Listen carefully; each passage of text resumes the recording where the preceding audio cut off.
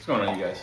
Real quick, I thought we would talk a little bit about common cannabis consumption methods. So things like flower, edibles, now with the nuances of cannabis consumption methods. So things like fast-acting edibles, things like vapes, What? RSO, tinctures, Bro, all what these are you different talking kinds of about, forms man? of cannabis consumption.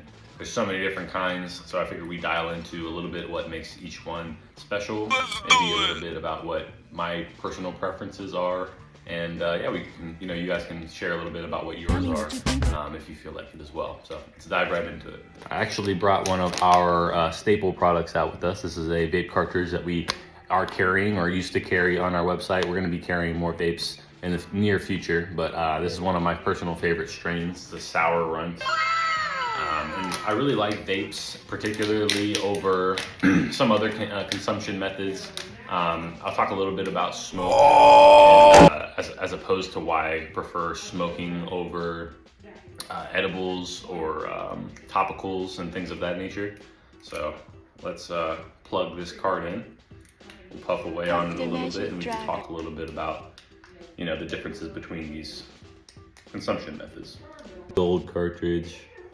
Really slick design on the hardware. It's really nice, really even and smooth airflow. Taste on these are really nice. Cheers. Oh my God! That being said, cheers. Let's dive right into it. Smoking. Smoking is my preferred method of consumption.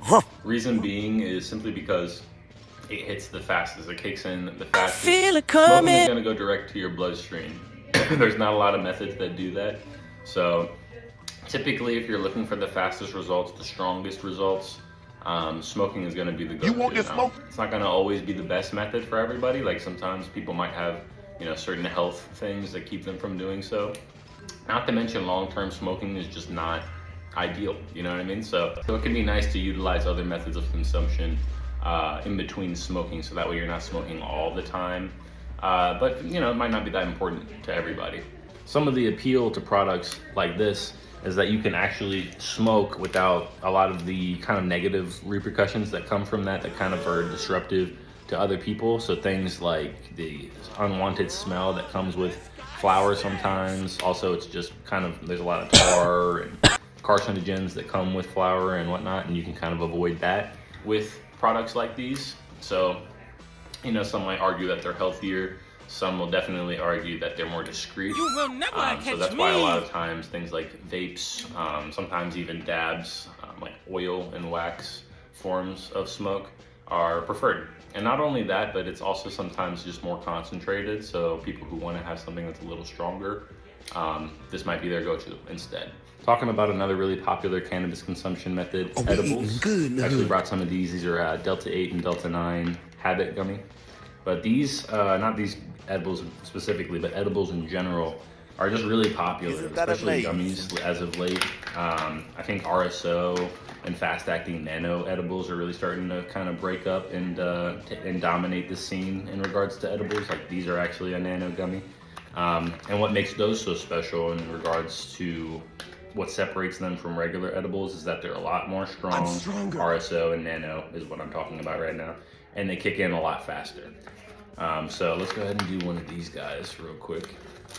So cherry pineapple. This one tastes really good.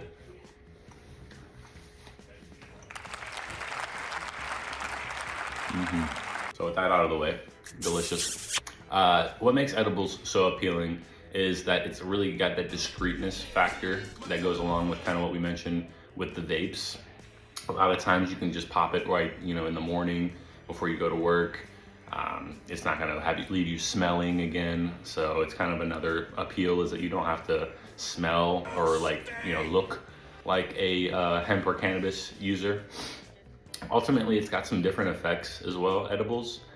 Edibles are also sometimes a little stronger. They convert into something called 11-hydroxy THC instead of regular Delta 9 THC. And this is basically like a 10 times stronger version of regular THC. So sometimes that can be good for people who have things like, chronic pain, chronic illnesses, terminal illnesses, because it's a lot stronger than regular THC is.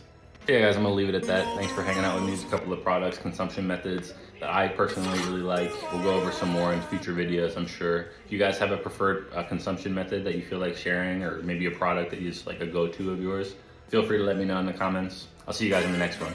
Peace.